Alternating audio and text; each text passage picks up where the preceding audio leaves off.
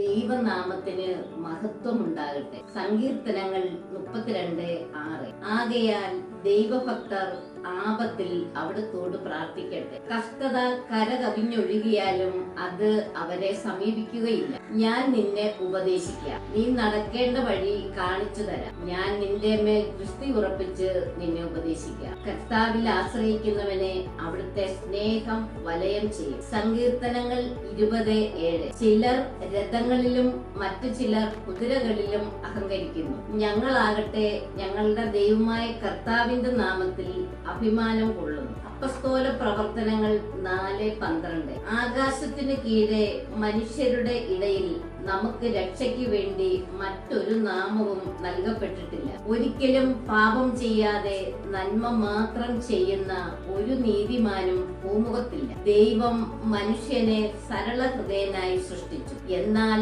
അവന്റെ സങ്കീർണ പ്രശ്നങ്ങൾ അവന്റെ തന്നെ സൃഷ്ടിയാണ്. ഹല്ലേലൂയ, ആമേൻ.